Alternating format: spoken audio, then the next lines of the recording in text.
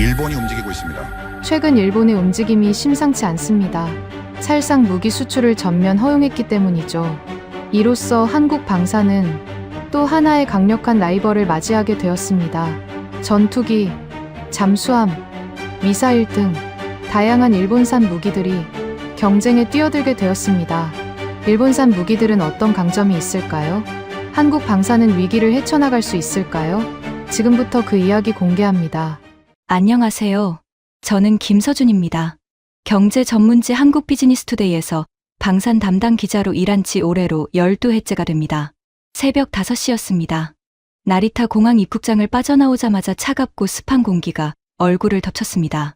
도쿄의 새벽은 서울과 비슷하면서도 어딘가 다른 냄새가 났죠. 오래된 기름 냄새와 쇠 냄새가 섞인 듯한 묘하게 산업적인 냄새였습니다. 공항 천장의 형광등이 차갑게 내리쬐는 아래 저는 작은 캐리어를 끌며 출구로 걸었습니다. 이번 출장의 목적지는 도쿄 중심부에서 조금 벗어난 고토구의 한 대형 전시관이었습니다. 3일 뒤 그곳에서 열리는 일본 방위 산업 전시회 디펜스 테크 재팬의 취재 허가가 났다는 소식을 들었을 때 편집장은 잠시 말을 잃었습니다. 서준 씨, 이거 진짜예요? 외국 기자한테 이 전시회 허가가 나는 게 쉬운 일이 아닌데. 그 말이 맞았습니다. 일본 방산 관련 행사는 외국 언론에 상당히 폐쇄적이기로 유명했으니까요. 그런데 이번에는 달랐습니다.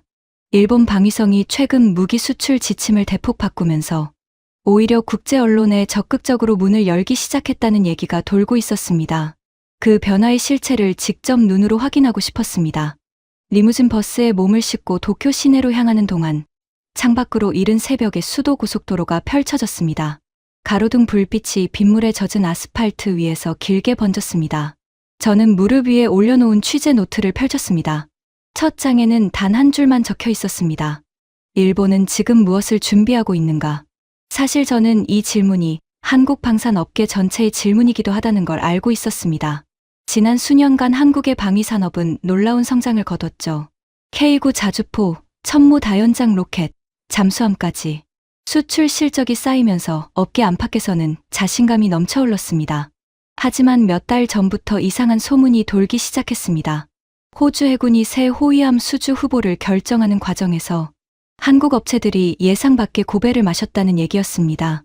그 소문이 사실인지 아닌지 아직 공식 확인은 되지 않은 상태였습니다. 하지만 제가 일본으로 날아온 이유 중 하나가 바로 그것이었습니다. 도쿄에 오면 무언가를 알 수 있을 것 같았습니다. 혹은 알아야만 했습니다. 버스가 도쿄 시내에 진입하면서 창밖 풍경이 달라지기 시작했습니다. 높은 빌딩들 사이로 크레인이 보였고 어딘가에서 공사가 한창이었습니다. 평화롭게 잠든 도시처럼 보였지만 저는 알고 있었습니다. 이 나라는 지금 조용하고 빠르게 아주 오랫동안 닫혀있던 문을 열고 있다는 것을. 그 문 너머에 무엇이 있는지 저는 아직 알지 못했습니다. 하지만 이 취재가 끝날 무렵 저는 분명히 알게 될 것이었습니다. 그리고 그 답이 결코 가볍지 않을 것이라는 예감이 새벽 공기처럼 서늘하게 가슴을 눌러왔습니다. 도쿄에 도착한 첫날 저녁, 저는 숙소 근처의 작은 선술집에 들어갔습니다. 하루 종일 이동에 지쳐 뭔가 따뜻한 것이 먹고 싶었습니다. 낡은 나무 카운터 앞에 앉아 뜨거운 국물을 홀짝이고 있을 때 옆자리에 앉은 중년 남성이 말을 걸어왔습니다. 나중에 명함을 받고 알았지만 그는 일본 방위성 산하 연구기관에서 일하는 정책 분석관 다나카 히로시였습니다. 일본어와 영어를 섞어가며 이야기를 나눴는데 술이 조금 들어가자 그의 말이 흥미롭게 풀리기 시작했습니다. 한국 기자분이시군요. 이번 전시회 취재하러 오셨습니까? 고개를 끄덕이자 그는 잠시 잔을 내려놓더니 낮은 목소리로 말했습니다. 우리도 이제 팔아야 해요. 만들기만 하는 시대는 끝났으니까. 그 말이 머릿속에서 천천히 가라앉았습니다. 만들기만 하는 시대는 끝났다. 저는 그 문장을 취재 노트에 그대로 받아 적었습니다. 단순한 술자리 넋두리가 아니었습니다. 그것은 일본이 지금 어떤 방향으로 가고 있는지를 압축한 한 문장이었으니까요. 일본은 오랫동안 이른바 평화헌법의 테두리 안에 스스로를 가뒀습니다. 제2차 세계대전 이후 전범국이라는 낙인을 안고 무기 수출은 물론 방산 분야에서의 적극적인 대외 행보 자체를 자제해왔죠.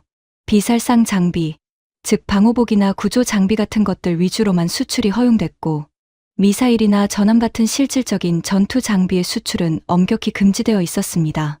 그게 수십 년간 유지되어 온 원칙이었습니다. 그런데 그 원칙이 바뀌었습니다. 2024년 일본 정부는 방위 장비 이전, 3원칙의 운용 지침을 대폭 손질하면서 살상 무기의 수출도 조건부로 허용하는 방향으로 전환했습니다. 미사일, 전투함, 첨단 레이더 체계까지 기술만 있고 수출은 못하던 나라가 이제 기술을 무기로 세계 시장에 띄워드렸다고 선언한 것이었습니다. 다나카 씨는 두 번째 잔을 채우며 말을 이었습니다. 한국이 잘하고 있다는 거 압니다. 가격도 좋고 납기도 빠르고. 그런데 기술이라는 건 결국 시간이 지나면 보이거든요. 그 말을 듣는 순간 가슴 어딘가가 서늘해졌습니다. 그가 틀린 말을 하는 게 아니라는 걸 알고 있었기 때문입니다. 한국 방산의 강점은 분명했습니다. 뛰어난 품질, 합리적인 가격, 빠른 납품. 하지만 그 강점이 언제까지나 절대적인 우위를 보장해 줄 수는 없었습니다. 일본이 본격적으로 시장에 뛰어든다면 그 방정식은 분명히 흔들릴 것이었습니다. 저는 취재 노트를 덮으며 창밖을 바라봤습니다. 도쿄의 밤거리는 조용했지만 그 고요함 뒤에 무언가 거대한 것이 움직이고 있다는 느낌이 지워지지 않았습니다. 방산이라는 세계는 총성 없이도 치열한 전쟁이 벌어지는 곳이었습니다. 그리고 그 전쟁터에 새로운 강자가 등장하려 하고 있었습니다. 이 취재가 단순한 기사 한 편으로 끝나지 않을 것이라는 예감이 들었습니다. 어쩌면 이것은 한국 방산 전체에 던져지는 묵직한 질문의 시작일지도 몰랐습니다. 이튿날 아침 9시, 저는 사전에 섭외해둔 현지 통역사 요시다 마이 씨와 함께 도쿄 고토구로 향했습니다. 전시회 개막은 이틀 뒤였지만 그 전에 현장 분위기를 파악하고 관계자 인터뷰를 최대한 확보해두는 것이 계획이었습니다. 전시관 주변은 이미 부산했습니다. 대형 트럭들이 줄지어 장비를 내리고 있었고 작업복을 입은 사람들이 분주하게 오갔습니다. 전시 패널을 운반하는 지게차 소리, 철제 구조물을 조립하는 망치 소리가 뒤섞였습니다. 그 풍경을 보면서 저는 이 전시회의 규모가 예상보다 훨씬 크다는 것을 직감했습니다. 전시관 입구 쪽에서 자료집을 배포하는 직원을 붙잡아 한부 받아들었습니다. 첫 장을 펼치자마자 참가 업체 목록이 눈에 들어왔습니다. 미쓰비시 중공업, 가와사키 중공업, 후지스, 미쓰이 조선. 굵직한 이름들이 쭉 이어졌습니다. 일본을 대표하는 제조업 거인들이 하나같이 방산 부문을 전면에 내세우고 있었습니다. 요시다 씨가 자료집을 들여다보며 말했습니다. 예전에는 이 회사들이 방산 전시회에 이렇게까지 크게 나오지 않았어요. 뭔가 달라진 것 같아요. 그 말에 저도 고개를 끄덕였습니다. 변화는 숫자에서도 드러났습니다. 자료집에 따르면 이번 전시회 참가 업체는 지난 회차보다 30% 이상 늘었고 해외 바이어 초청 규모도 역대 최대라고 적혀 있었습니다. 동남아시아, 중동, 유럽 각국의 구매 담당자들이 대거 초청됐다는 내용도 있었습니다. 오후에는 도쿄 시내의 한 호텔 로비에서 방위성 관계자와 짧은 사전 인터뷰를 가졌습니다. 공식 발언이라 조심스럽긴 했지만 그는 이렇게 말했습니다. 일본은 기술을 갖고 있습니다. 이제 그 기술이 세계에서 어떻게 평가받는지 확인할 때가 됐다고 생각합니다. 짧은 문장이었지만 담긴 의미는 결코 짧지 않았습니다. 수십 년간 스스로 묶어두었던 족쇄를 풀고 이제 본격적으로 세계 무대에 나서겠다는 선언이나 마찬가지였으니까요. 숙소로 돌아오는 지하철 안에서 저는 오늘 수집한 자료들을 정리했습니다. 참가업체 수, 바이어 국적, 전시 품목 목록. 숫자들이 늘어설수록 한 가지 그림이 뚜렷해졌습니다. 일본은 조용히 그러나 아주 치밀하게 준비해왔다는 것이었습니다. 그리고 그 준비가 얼마나 오래된 것인지를 저는 다음 날 미쓰비시 중공업 관계자를 만나면서 비로소 실감하게 됩니다. 전시회 개막 전날 사전 허가를 받은 미디어 투어가 진행됐습니다. 참가 기자들이 삼삼오오 모여 전시관 내부를 둘러볼 수 있는 기회였습니다. 저는 요시다 씨와 함께 안으로 들어서는 순간 발걸음이 잠깐 멈췄습니다. 전시관 중앙에는 실물 크기의 호이안 모형이 들어서 있었습니다. 회색 도료를 입힌 선체는 매끄럽고 날렵했으며 뱃머리 부분에는 정밀 탐지 체계 모듈이 정교하게 얹혀 있었습니다. 주변에 설치된 화면들에서는 잠수함이 심해를 유영하는 영상, 전투함이 파도를 가르며 항진하는 영상이 교차로 흘렀습니다. 조명까지 완벽하게 계산된 연출이었습니다. 이것은 단순한 전시가 아니었습니다. 세계를 향한 선전포고에 가까웠습니다. 미쓰비시 중공업 부스 앞에서 저는 홍보 담당자와 짧은 대화를 나눴습니다. 그가 자연스럽게 꺼낸 얘기에 저는 귀가 번쩍 뜨였습니다. 지난해 호주 호위함 사업 관련해서도 저희가 최종 후보에 올랐습니다. 아시죠? 알고 있었습니다. 그런데 이렇게 직접 담담하게 언급하는 것을 듣자 가슴 어딘가가 묵직하게 내려앉는 느낌이 들었습니다. 2024년 호주 해군이 추진한 차세대 호위함 도입 사업이었습니다. 총 사업 규모만 수십조 원에 달하는 대형 계약이었고 한국에서는 현대중공업과 하나오션이 수주를 향해 공을 들였습니다. 한국 방산 역사상 손꼽히는 대형 프로젝트였습니다. 그런데 결과는 충격적이었습니다. 한국 두 업체 모두 최종 후보에서 탈락했습니다. 대신 최종 후보로 이름을 올린 것은 바로 미쓰비시 중공업이었습니다. 저는 목소리를 가다듬으며 물었습니다. 어떤 부분이 결정적이었다고 보십니까? 홍보 담당자는 잠시 미소를 띠더니 말했습니다. 저희 잠수함 기술은 세계 어디에 내놓아도 뒤지지 않습니다. 센서, 레이더, 통합 전투 체계까지. 호주 해군이 원하는 것을 우리가 가장 잘 맞출 수 있었다고 생각합니다. 그 말을 듣는 동안 저는 손에 들린 취재 노트가 무겁게 느껴졌습니다.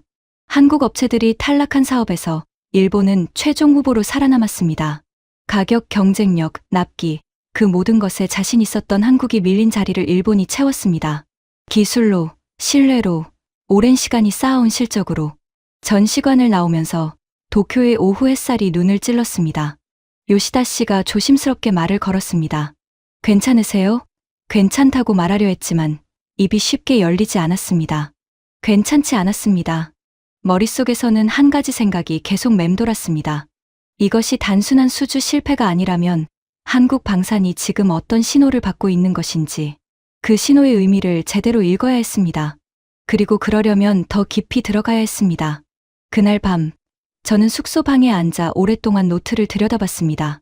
형광등 아래 빼곡히 적힌 메모들이 눈에 들어왔지만 머릿속은 이상하게 정리가 되지 않았습니다. 사실 서울을 떠나기 전 편집장은 이번 취재의 방향을 명확히 주문했습니다. 일본이 무기 수출 시장에 뛰어든다는 게 한국의 위기인지 기회인지 그 답을 가져와요. 위기인지 기회인지. 듣기엔 간단한 질문이었습니다. 그런데 이틀간 도쿄에서 보고 들은 것들이 쌓일수록 그 질문이 결코 간단하지 않다는 걸 깨닫고 있었습니다. 한편으로는 분명히 위기였습니다. 호주 호위함 사업은 그 상징이었습니다. 한국이 자신 있던 시장에서 일본이 치고 들어온 것이었으니까요. 더 무서운 것은 일본의 방향이 동남아로 향하고 있다는 점이었습니다. 필리핀, 인도네시아, 말레이시아. 한국 방산이 수년간 공들여온 시장들이었습니다.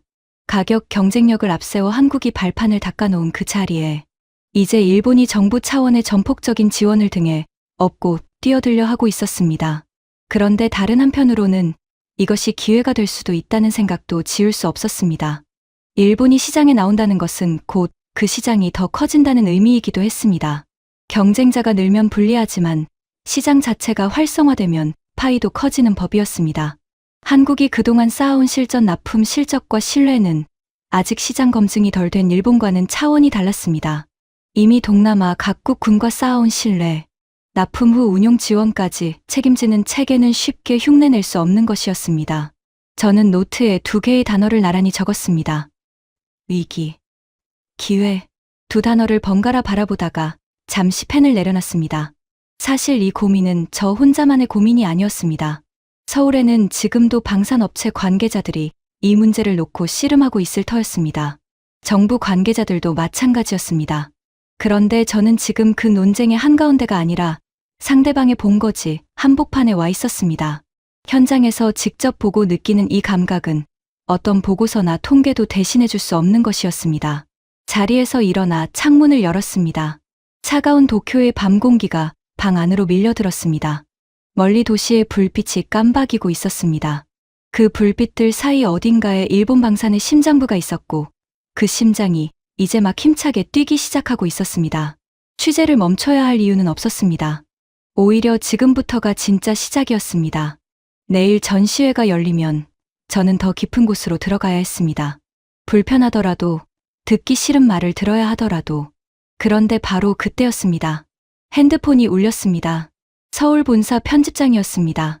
받자마자 목소리가 긴박하게 들려왔습니다. 서준 씨, 방금 확인됐어요. 호주 호위함 사업 최종 계약 발표가 내일 오전이래요. 현장에서 바로 잡아요. 전화를 끊고 나서 저는 한동안 핸드폰을 손에 쥔 채 멍하니 서 있었습니다. 내일 오전 호주 호위함 최종 계약 발표. 그 말이 머릿속에서 천천히 되풀이됐습니다. 취재 계획을 전면 수정해야 했습니다. 전시회 부스 투어나 업체 인터뷰는 뒤로 미뤄야 했고 내일 오전은 오직 그 발표 하나에 집중해야 했습니다. 노트북을 열고 빠르게 검색을 시작했습니다. 호주 국방부 공식 발표 예정 시각, 현지 언론 보도 동향, 미쓰비시 중공업 관련 최신 보도. 화면을 넘기다 보니 영어권 방산 전문 매체들이 이미 예측 기사를 쏟아내고 있었습니다. 대부분의 예측은 미쓰비시 중공업 쪽으로 기울어져 있었습니다. 한국 업체들의 이름은 거의 보이지 않았습니다. 눈이 뻐근해질 때까지 자료를 읽다가 새벽 2시가 넘어서야 겨우 노트북을 닫았습니다. 잠자리에 누웠지만 쉽게 잠이 오지 않았습니다. 천장을 바라보면서 이런저런 생각이 꼬리를 물었습니다. 이번 취재를 처음 제안받았을 때 솔직히 저는 크게 긴장하지 않았습니다.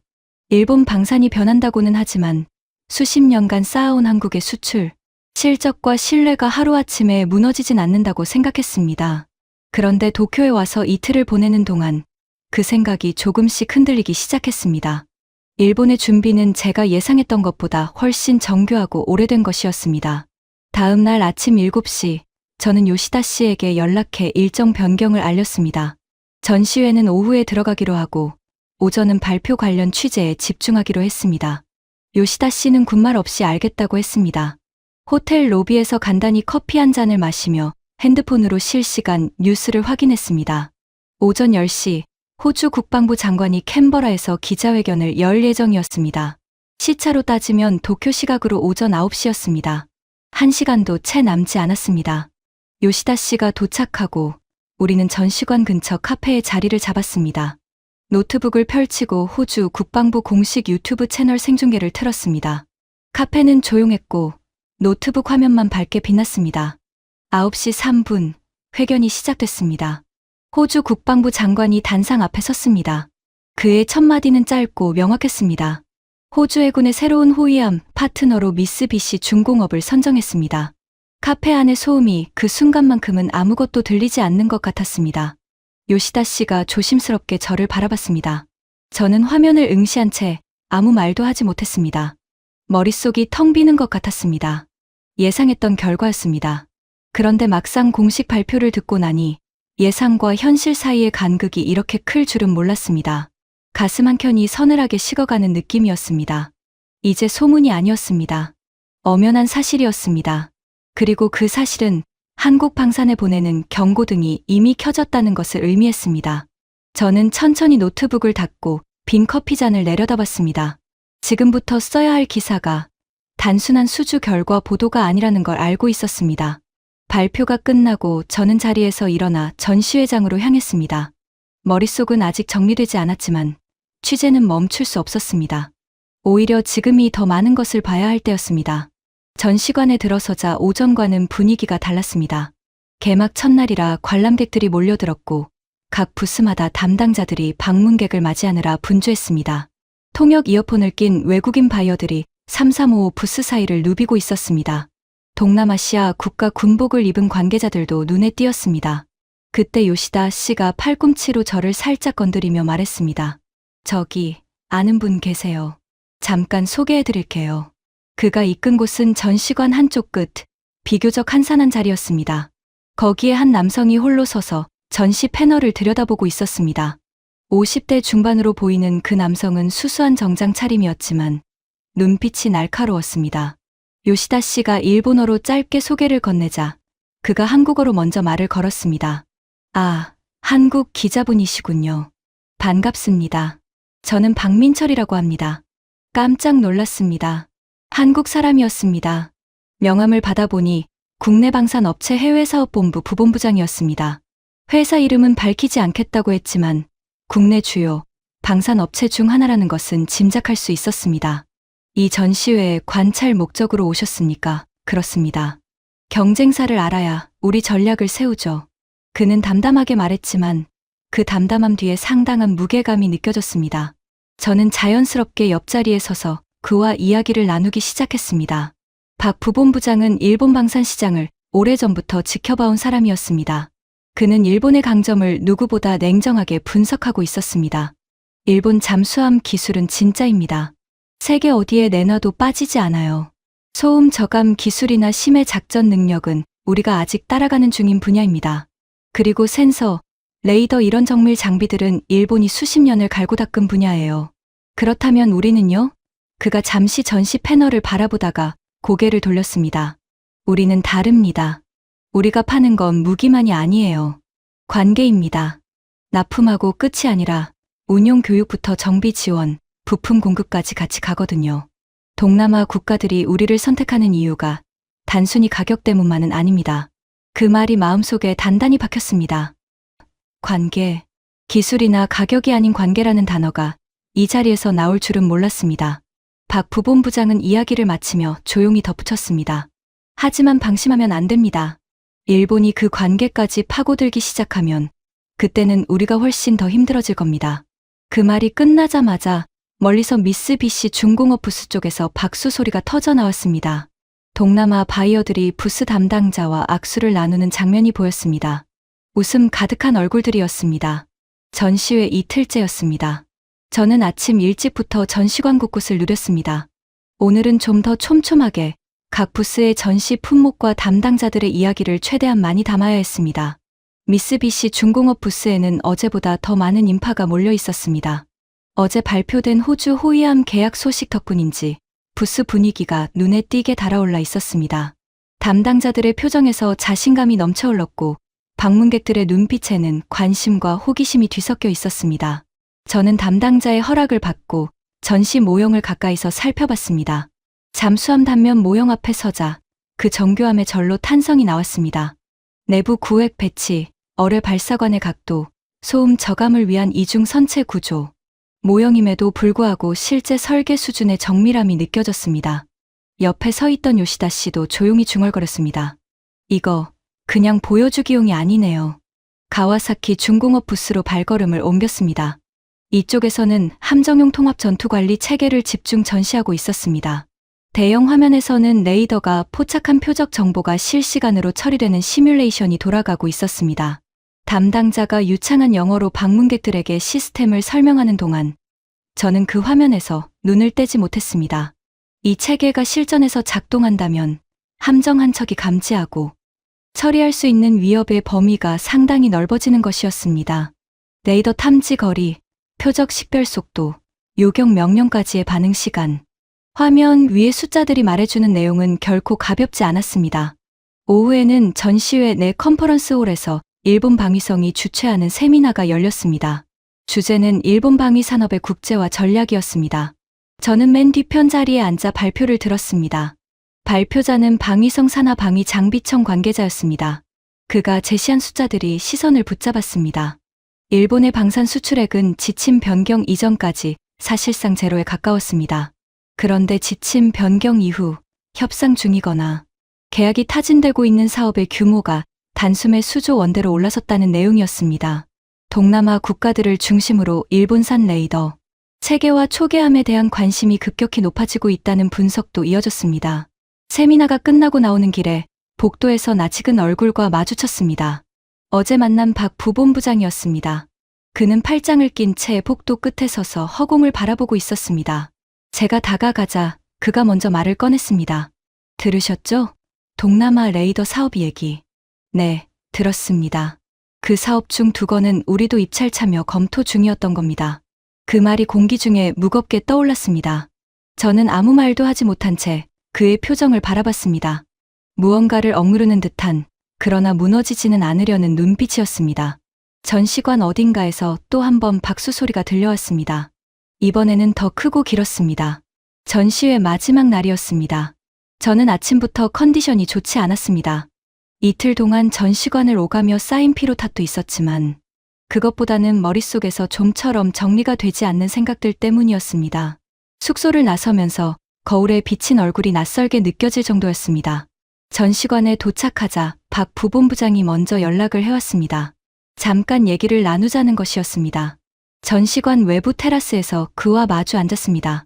도쿄의 늦가을 바람이 차갑게 불어왔습니다. 그는 커피를 한 모금 마시더니 천천히 말을 시작했습니다. 서준 씨, 솔직하게 말씀드려도 됩니까? 물론입니다.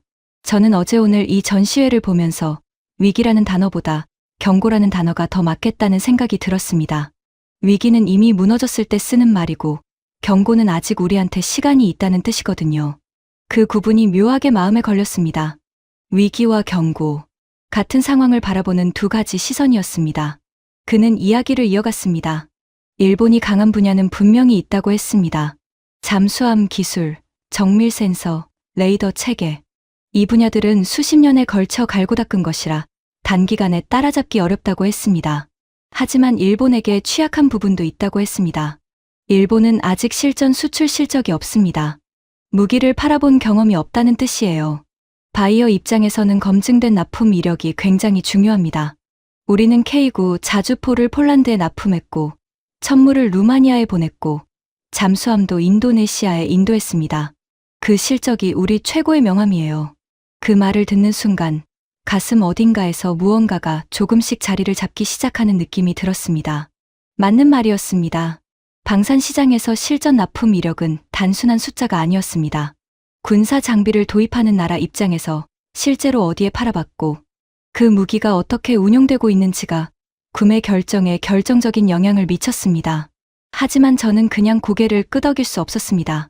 한 가지 걸리는 것이 있었습니다. 그런데 호주 사업은요? 우리도 납품 실적이 있는 상황에서 탈락한 것 아닙니까? 박 부본부장이 잠시 말을 멈췄습니다. 그의 눈가가 살짝 굳어졌다가 다시 풀렸습니다. 그렇습니다. 그게 우리가 직시해야 하는 부분이에요. 가격과 납기만으로는 안 된다는 신호입니다.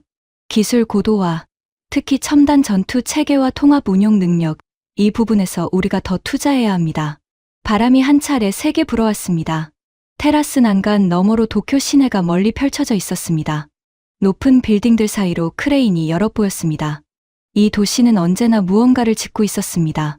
저는 취재 노트에 박 부본부장의 말을 그대로 받아 적었습니다. 그리고 그 아래에 처음으로 기사의 방향 같은 것이 어렴풋이 윤곽을 잡기 시작하는 느낌이 들었습니다. 이것은 위기가 아니라 경고였습니다. 그리고 경고에는 반드시 대응이 따라와야 했습니다. 그때 요시다 씨가 테라스로 달려왔습니다. 숨을 약간 가다듬으며 말했습니다. 서준 씨, 방금 전시관 안에서 필리핀 해군 관계자가 미쓰비시 부스에서 나왔는데 기자들이 몰리고 있어요. 뭔가 발표가 있을 것 같습니다. 요시다 씨의 말이 끝나기 무섭게 저는 자리에서 일어났습니다. 박 부본부장도 함께 일어섰습니다. 우리 셋은 빠른 걸음으로 전시관 안으로 들어갔습니다. 미쓰비시 중공업 부스 앞에는 이미 기자들이 반원을 그리며 모여 있었습니다. 카메라 플래시가 터지고 녹음기를 든 손들이 앞으로 쭉 뻗었습니다. 부스 안쪽에서는 미쓰비시 중공업 부스 책임자와 필리핀 해군 복장을 한 장성급 인사가 나란히 서 있었습니다. 두 사람의 표정이 밝았습니다. 통역을 통해 내용을 파악하는 데는 그리 오래 걸리지 않았습니다. 필리핀 해군이 일본과 초계함 도입 관련 협력 의향서를 체결한다는 내용이었습니다. 정식 계약은 아니었지만 실질적인 구매 절차의 시작을 알리는 문서였습니다. 취재 노트를 펼친 손이 잠시 멈췄습니다. 필리핀이었습니다. 한국이 수년간 공들여온 시장이었습니다. 한국 방산 업체들이 필리핀 해군과 쌓아온 관계는 적지 않은 것이었습니다. 그런데 그 시장에 일본이 공식적으로 첫 발을 내디딘 것이었습니다. 박 부본부장은 제 옆에 서서 그 장면을 바라봤습니다. 아무 말도 하지 않았습니다. 하지만 그의 턱이 살짝 굳어 있었고 두 손이 주머니 속으로 깊이 들어가는 것이 보였습니다. 발표가 끝나고 인파가 흩어지자 저는 재빠르게 필리핀 해군 관계자 쪽으로 다가갔습니다. 짧은 질문 한 가지를 허락받았습니다. 한국 업체들과도 협의를 진행하고 있습니까? 필리핀 장성은 잠깐 생각하더니 외교적인 미소를 띠며 답했습니다. 우리는 항상 최선의 선택지를 검토합니다. 그것이 전부였습니다.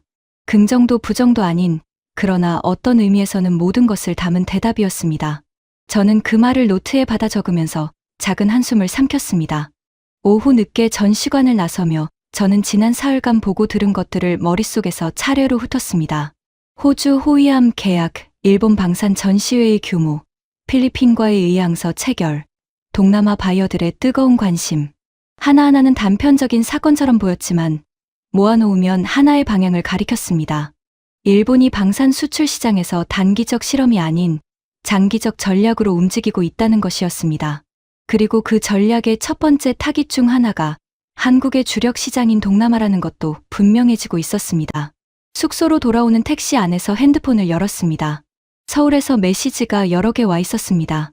방산업계 관계자들, 동료 기자들, 편집장. 모두 오늘 필리핀 관련 소식을 봤다는 내용이었습니다. 마지막 메시지는 편집장이었습니다. 이거 우리가 생각했던 것보다 훨씬 심각한 상황 아닌가요? 창밖으로 도쿄의 밤거리가 흘러갔습니다. 네온 사인이 빗물에 젖은 도로 위에 길게 반사됐습니다. 아름다운 야경이었지만 그 순간 저는 그 빛이 아름답게 보이지 않았습니다. 편집장의 메시지를 다시 한번 읽었습니다. 그리고 답장을 보내기 전에 먼저 전화를 걸었습니다. 신호가 가는 동안 이미 머릿속에서는 내일 새벽까지 써야 할 기사의 첫 문장이 맴돌고 있었습니다. 그런데 그 문장이 완성되기 직전 핸드폰에 낯선 번호로 문자 하나가 들어왔습니다. 발신자 이름도 없이 단 한 줄이었습니다. 내일 오전 만나고 싶습니다. 드릴 말씀이 있습니다. 박민철. 다음 날 아침 8시 저는 박 부본부장이 지정한 장소로 향했습니다. 전시관에서 2블록 떨어진 곳에 있는 작은 찻집이었습니다. 안으로 들어서자 그는 이미 와 있었습니다. 창가 구석 자리에 앉아 두 손으로 찻잔을 감싸 쥔 채 창밖을 바라보고 있었습니다. 저를 보더니 손짓으로 맞은편 자리를 가리켰습니다. 자리에 앉자마자 그가 말을 시작했습니다.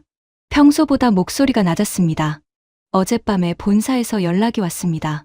인도네시아 사업건 있잖습니까? 초계함 도입건. 최종 협상 단계까지 갔던 거. 저는 고개를 끄덕였습니다. 그 사업은 국내 방산업계에서 꽤 오래전부터 기대를 걸어온 프로젝트였습니다. 일본이 들어왔답니다.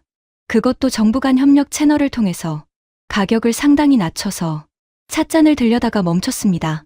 인도네시아까지였습니다. 필리핀에 이어 인도네시아. 한국이 가장 공을 들여온 두 시장이 동시에 흔들리고 있었습니다. 그것도 공식 발표도 나기 전에 물밑에서 먼저 치고 들어오는 방식이었습니다. 얼마나 구체적인 얘기입니까? 최종 결정은 아닙니다. 하지만 우리 쪽 협상팀이 상당히 당황한 것 같더군요. 상대가 갑자기 일본 카드를 꺼냈으니까요. 그 말을 듣는 순간 제 머릿속에서 지난 사흘의 장면들이 빠르게 겹쳐 지나갔습니다. 전시관 중앙에 서 있던 거대한 호위함 모형, 호주 계약 발표를 듣던 카페의 침묵, 필리핀 장성의 외교적인 미소. 그 모든 것이 사실은 하나로 이어진 흐름이었습니다.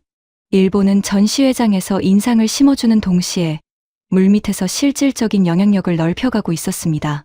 박 부본부장은 찻잔을 내려놓으며 조용히 말했습니다. 솔직히 말씀드리면 저도 이번 출장 오기 전까지는 일본을 그렇게까지 심각하게 보지는 않았습니다. 기술은 좋지만 비싸고 수출 경험도 없고 우리가 충분히 버틸 수 있다고 생각했어요. 그런데 그가 잠시 말을 끊었습니다. 이번 전시회를 보면서 생각이 바뀌었습니다. 일본은 준비가 됐습니다. 우리가 생각했던 것보다 훨씬 철저하게. 그 고백이 저를 더 무겁게 짓눌렀습니다. 오랫동안 현장에서 일해온 방산 전문가의 입에서 나온 말이었으니까요. 그가 생각이 바뀌었다고 한다면 그것은 단순한 위기감이 아니었습니다. 찻집을 나서며 저는 하늘을 올려다봤습니다. 도쿄의 하늘은 낮게 깔린 구름으로 덮여 있었습니다. 바람이 차가웠습니다. 그 순간 이상하게 서울 생각이 났습니다. 지금쯤 한국의 방산업체 사무실에서는 누군가가 같은 고민을 하고 있을 터였습니다. 어쩌면 그 고민을 하는 사람들이 이 기사를 읽게 될 것이고, 그렇다면 이 기사가 단순한 보도를 넘어 어떤 역할을 해야 하는지가 더 분명해졌습니다. 숙소로 돌아와 노트북 앞에 앉았습니다. 빈 문서를 열었습니다. 커서가 깜박였습니다. 오랫동안 그 깜박임을 바라봤습니다. 첫 문장이 나오지 않았습니다. 아니, 정확히는 너무 많은 문장이 한꺼번에 밀려왔습니다. 무엇을 먼저 써야 할지, 무엇을 중심에 놓아야 할지가 갑자기 흐릿해졌습니다. 기자로 일한 12해 동안 이런 감각은 처음이었습니다. 취재는 끝났는데 써야 할 기사의 무게가 손가락을 움직이지 못하게 누르는 느낌. 이것이 단순한 방산시장 분석 기사가 아니라는 것을 알면서도 그 무게를 어떻게 독자에게 전달해야 할지를 모르겠다는 막막함이었습니다. 창밖에 빗방울이 떨어지기 시작했습니다. 처음에는 조용히, 그러다가 점점 굵어졌습니다. 비는 밤새 내렸습니다. 저는 그날 밤 오랫동안 잠을 이루지 못했습니다. 침대에 누워 천장을 바라보다가 자리에서 일어나 창가에 앉았다가 다시 노트북 앞으로 돌아왔다가를 반복했습니다. 빈 문서는 여전히 비어 있었습니다. 이 상황이 기사 하나의 문제가 아니라는 생각이 자꾸만 머릿속에서 커졌습니다. 지난 사흘간 보고 들은 것들이 파편처럼 떠올랐습니다. 다나카 씨가 선술집에서 했던 말, 전시관 한가운데 서 있던 호위함 모형, 필리핀 장성의 외교적인 미소, 그리고 박 부본부장의 낮은 목소리. 저는 방산 담당 기자로 12년을 일했습니다. 한국 방산이 성장하는 모습을 곁에서 지켜봤습니다. 폴란드와의 K9 자주포 계약 소식을 처음 전했을 때의 흥분, 잠수함 수출 성공 소식을 취재하던 날의 뿌듯함, 그 감정들이 지금 이 순간 무언가 다른 감정과 뒤섞이고 있었습니다. 자랑스러움과 불안함이 같은 자리에 있는 기묘한 감각이었습니다. 새벽 2시가 넘어서 저는 노트를 다시 펼쳤습니다. 처음 페이지부터 천천히 읽어 내려갔습니다. 도쿄에 도착하던 날 새벽, 나리타 공항에서 적었던 첫 문장이 눈에 들어왔습니다. 일본은 지금 무엇을 준비하고 있는가? 그 질문에 대한 답은 이제 분명해졌습니다. 일본은 방산 수출이라는 새로운 무기를 들고 세계 시장에 나왔습니다. 기술력, 정부 지원, 그리고 오랜 시간 다듬어온 제조업의 저력을 바탕으로, 그리고 그 방향이 한국의 주력 시장과 겹친다는 것도 이미 확인됐습니다.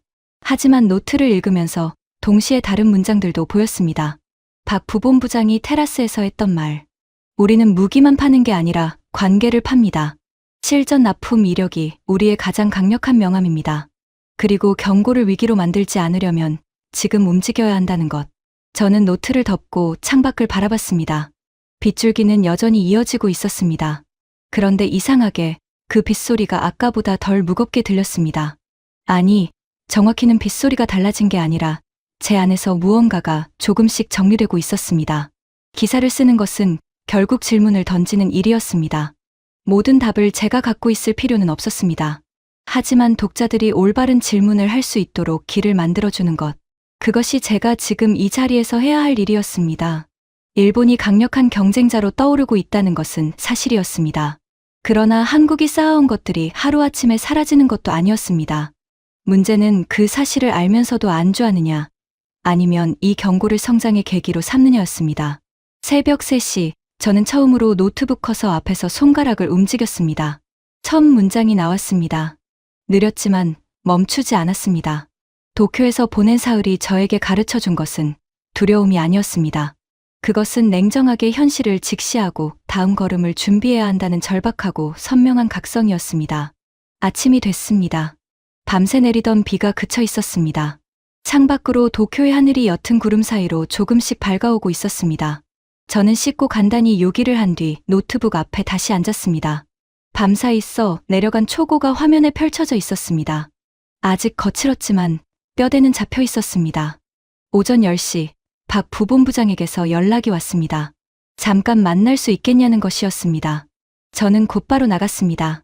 그가 고른 장소는 전시관 근처 공원이었습니다. 늦가을 낙엽이 젖은 바닥에 깔려 있었고 벤치 위에도 빗물 자국이 남아 있었습니다. 우리는 나란히 걸으며 이야기를 나눴습니다.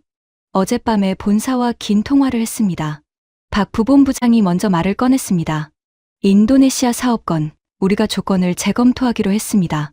단순히 가격을 낮추는 게 아니라 현지 기술 이전과 공동 생산 방안을 새롭게 제시하는 쪽으로요. 결과는 어떻게 될 것 같습니까? 모릅니다. 하지만 가만히 있는 것보다는 낫습니다. 그 말이 담담하게, 그러나 힘있게 들렸습니다. 무너지지 않으려는 것이 아니라 정면으로 맞서겠다는 의지였습니다. 그와 이야기를 나누면서 저는 이번 취재에서 놓치고 있었던 한 가지를 비로소 찾아냈습니다. 일본의 강점을 분석하는 것도 중요했고 한국이 밀리고 있는 현실을 직시하는 것도 필요했습니다. 하지만 그 이면에 있는 것, 즉 경쟁이 시작된 바로 이 순간에도 한국이 멈추지 않고 움직이고 있다는 사실이 기사의 핵심이 되어야 했습니다. 방산 시장은 한 번의 계약으로 결판이 나는 곳이 아니었습니다. 신뢰와 실적이 쌓이는데 수십 년이 걸리고 그것이 무너지는데도 하루아침이 아닌 긴 시간이 필요했습니다. 일본이 본격적으로 시장에 뛰어들었다고 해서 한국이 지난 수십 년간 쌓아온 관계와 신뢰가 한순간에 사라지는 것은 아니었습니다. 문제는 그 신뢰를 앞으로도 유지하고 확장할 수 있느냐였습니다. 그리고 그것은 기술 개발에 대한 투자, 현지화 전략, 정부 차원의 외교적 뒷받침이 함께 움직일 때만 가능한 일이었습니다. 공언을 나서면서 박 부본부장이 마지막으로 말했습니다. 서준 씨가 쓰실 기사, 한국에서 많은 사람이 읽었으면 합니다. 위기라고 겁주는 기사가 아니라 우리가 지금 무엇을 해야 하는지를 짚어주는 기사로요. 그 말을 들으며 저는 속으로 고개를 끄덕였습니다. 숙소로 돌아오는 길에 발걸음이 어제보다 가벼웠습니다. 해야 할 일이 분명해졌을 때 생기는 그 가벼움이었습니다. 노트북 앞에 앉아 초고를 다시 열었습니다. 이제 어디서 시작해서 어디로 끝내야 할지가 보였습니다. 손가락이 움직이기 시작했습니다. 이번에는 멈추지 않았습니다. 기사를 완성한 것은 귀국 전날 밤이었습니다. 화면에 펼쳐진 글자들을 천천히 다시 읽었습니다. 수정하고 다듬기를 반복한 끝에 마지막 문단에 손을 댔습니다. 그리고 전송 버튼을 눌렀습니다. 편집장에게서 답장이 오는 데는 30분도 걸리지 않았습니다. 잘 받았습니다. 내일 아침 첫면에 올립니다. 짧은 문장이었지만 그것으로 충분했습니다. 저는 노트북을 닫고 오랫동안 천장을 바라봤습니다.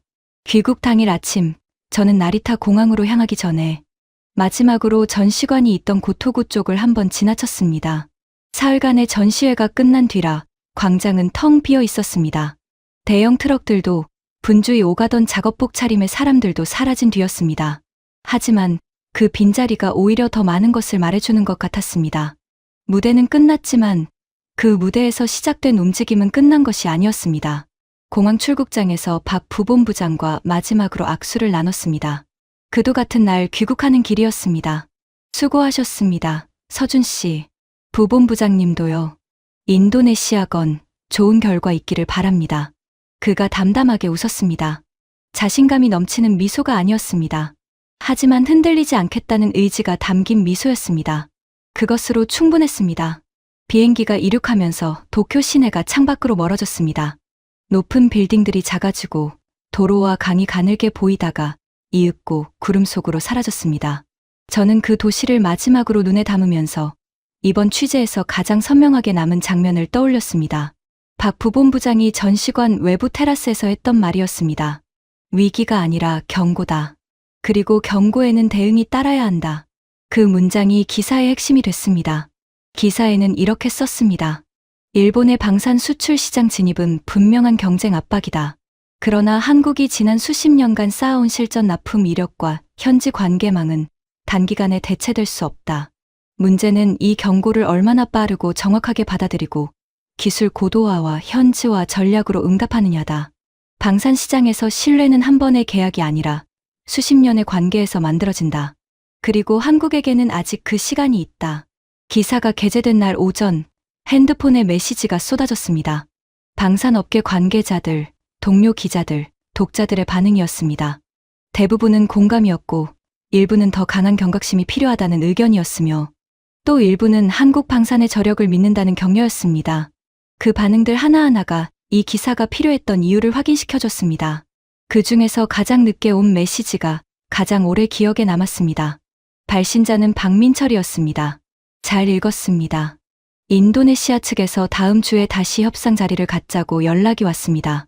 아직 끝나지 않았습니다. 서울로 돌아온 지 일주일이 지났습니다. 사무실 책상 위에는 어느새 새로운 취재 자료들이 쌓여 있었습니다. 일상이 돌아왔지만 도쿄에서 가져온 무언가가 아직 가슴 어딘가에 남아 있었습니다. 그날 오후 저는 사무실 창가에 잠깐 서서 서울 도심을 내려다봤습니다. 빌딩들 사이로 차들이 느리게 흘렀고 맑은 하늘 아래 도시는 여느 날과 다름없이 분주하게 돌아가고 있었습니다. 그런데 그 풍경이 도쿄를 다녀오기 전과는 조금 다르게 느껴졌습니다. 이 도시 어딘가에 있는 방산업체 설계실에서 지금 이 순간에도 누군가가 도면 앞에 앉아 있을 것이었습니다. 다음 세대의 잠수함 설계를, 더 정밀한 레이더 체계를, 더 빠른 전투 관리, 소프트웨어를 만들기 위해 밤을 새우는 사람들이 있을 것이었습니다.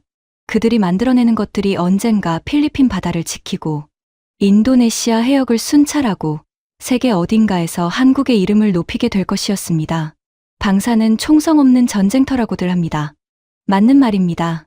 하지만 그 전쟁터에서 이기는 방법은 상대를 무너뜨리는 것이 아닙니다. 더 오래, 더 깊이, 더 신뢰받는 파트너로 남는 것입니다. 그것이 한국 방산이 지금까지 걸어온 길이었고, 앞으로도 걸어가야 할 길이었습니다. 일본이 무섭지 않다고 하면 거짓말이 됩니다. 그들의 기술력, 제조업 저력, 정부의 전폭적인 지원은 결코 가볍게 볼 수 없습니다. 호주 호위함 계약은 그 현실을 상징적으로 보여준 사건이었습니다. 앞으로 동남아 시장에서 일본과의 경쟁은 더 치열해질 것이 분명합니다. 하지만 저는 도쿄에서 돌아오면서 한 가지를 분명히 확인했습니다. 경쟁은 두려움의 이유가 아니라 성장의 이유가 될 수 있다는 것입니다. 강한 경쟁자가 나타났을 때 그것을 위기로 읽느냐 경고로 읽느냐에 따라 이후의 방향이 완전히 달라집니다. 위기로 읽으면 움츠러들고 경고로 읽으면 움직입니다. 한국 방산은 지금 움직이고 있었습니다. 박 부본부장의 메시지처럼 아직 끝나지 않았습니다. 편집장이 제 자리로 다가와 커피 한 잔을 건네며 말했습니다. 기사 반응 좋더라고요. 다음 거는 뭐예요? 저는 잠깐 생각하다가 대답했습니다. 인도네시아요. 거기서 지금 한국이랑 일본이랑 진짜 승부가 시작되고 있을 것 같습니다. 편집장이 고개를 끄덕이며 자리로 돌아갔습니다. 저는 다시 책상 앞에 앉아 새 취재 노트를 펼쳤습니다. 첫 장은 아직 비어 있었습니다. 하지만 이번에는 그 빈 페이지가 막막하게 느껴지지 않았습니다. 도쿄의 차가운 새벽 공기, 전시관 한가운데 서 있던 호위함 모형, 박 부본부장의 흔들리지 않는 눈빛, 그 모든 것이 이미 첫 문장이 되어 있었습니다. 펜을 들었습니다. 안녕하세요, 여러분. 오늘 이야기 잘 들으셨나요? 저는 이 이야기를 준비하면서 한 가지 질문을 계속 붙들고 있었습니다. 일본이 방산 수출 시장에 본격적으로 나선다는 것이 과연 한국의 위기인가, 아니면 경고인가? 그 두 단어 사이의 거리가 생각보다 훨씬 크다는 것을 이야기를 쓰면서 깨달았습니다. 위기는 이미 무너진 뒤에 쓰는 말입니다. 하지만 경고는 아직 우리에게 시간이 있다는 뜻입니다. 그리고 저는 한국 방산이 지금 위기가 아니라 경고의 자리에 있다고 생각합니다. 2024년 호주 호위함 수주전에서 한국 업체들이 탈락하고 일본 미쓰비시 중공업이 최종 후보에 오른 것은 실제로 있었던 일입니다. 일본이 수십 년간 유지해온 무기 수출 금지 원칙을 바꾸고 살상 무기 수출까지 허용하는 방향으로 방위 장비 이전 3원칙 운용 지침을 개정한 것도 사실입니다. 일본의 잠수함 기술과 정밀 센서 분야의 기술력이 세계적 수준이라는 것도 부정할 수 없는 현실입니다. 그러나 이 이야기에 등장하는 기자 서준, 방산업체 관계자, 박민철, 일본 정책 분석관 다나카 히로시는 모두 허구의 인물입니다. 두 사람 사이의 대화, 도쿄 전시회 현장의 구체적인 장면들, 인도네시아 협상 과정의 세부 내용도 사실을 바탕으로 재구성한 창작입니다. 실제 특정 기업이나 기관의 내부 사정을 묘사한 것이 아님을 분명히 밝혀드립니다. 한국 방산은 지금 분명히 강합니다. K9 자주포, 천무 다연장 로켓, 잠수함 수출 실적. 이것들은 하루아침에 만들어진 것이 아닙니다. 수십 년간 쌓아온 기술과 신뢰의 결과입니다. 하지만 그 강함에 안주하지 않고 지금 이 경고를 성장의 발판으로 삼는 것이 앞으로 더 중요해질 것입니다. 오늘 이야기가 여러분께 단순한 위기감이 아닌 우리가 가진 것의 가치와 앞으로 나아가야 할 방향에 대한 생각거리가 됐으면 합니다. 이 콘텐츠는 실제 사실을 바탕으로 하되 이야기의 몰입감을 높이기 위해 인공지능의 도움을 받아 재구성한 뉴스픽션입니다. 사실과 창작이 혼재되어 있음을 꼭 기억해 주시기 바랍니다. 영상이 도움이 되셨다면 좋아요와 구독으로 응원해 주세요. 여러분의 관심이 다음 이야기를 만드는 힘이 됩니다. 감사합니다.